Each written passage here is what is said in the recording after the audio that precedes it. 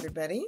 This is Jody Lester, or JL, and you are on Elevated Living at elevateme.org, and this is the Daily Lift. We are continuing our March 2011 series, delving into concepts, and we're going to talk about peace versus quiet. Usually we hear those two terms together. There are many of us who just want some peace and quiet, and they don't always go together.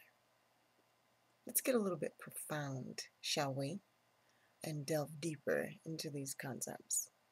We've discussed peace before many times on this blog because it is one of those things that we pursue like happiness, and for many of us is quite as elusive. But peace? Well, peace can happen anywhere. I love how ironic the word peace is, how peace can be many things. It can be a piece of something, or it can also be a weapon. And just like those two terms, along with the third, I like to carry my peace with me. And it's not always tangible, nor is it always lethal, but it is always important. Peace is something beyond human understanding, and we need to be able to capture it, not just momentarily, but for prolonged periods of time. And sometimes we have so much peace that instead of enjoying it and appreciating it, it becomes stillness and quiet, and that quiet can become quite lonesome. And there is a difference between just that quiet, still loneliness and having peace. When you're at peace, whether it is quiet or it is a ruckus, whether there are just drums and noise and hustle and people and questions and busyness around you, sometimes you can still be that peace in the eye of the storm. Peace is very intangible but deeply spiritual concept that we have to hold on to through trial, through turmoil. It's something we acquire with a skill that cannot be spoken, that no eloquence, no words can really truly define.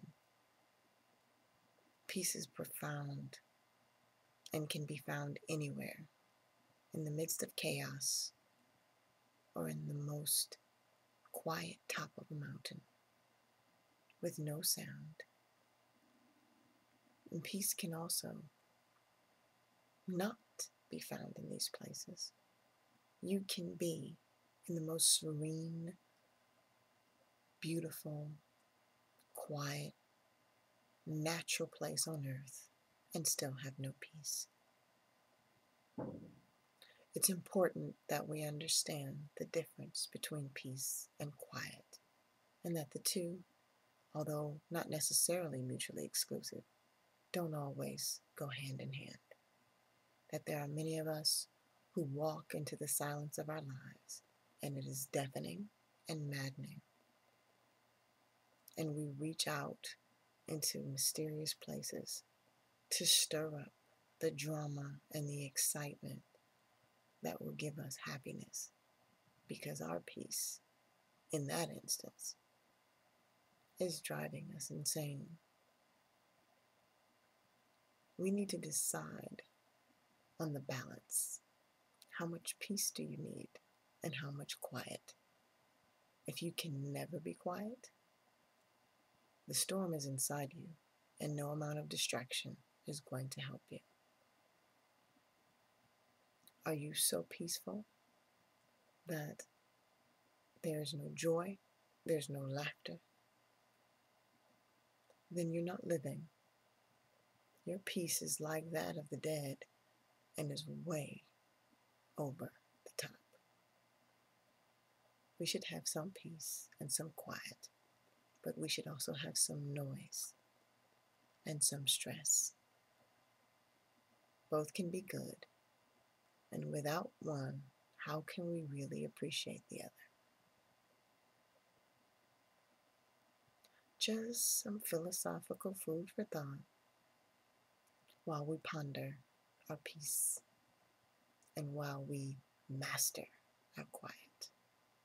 This has been Jody Luster, or JL, and you are on Elevated Living at elevateme.org.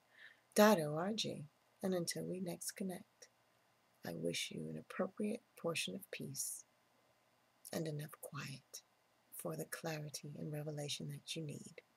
And on the other side of that, excited fury, passion that will give you the balance to live the very best of life. Ciao.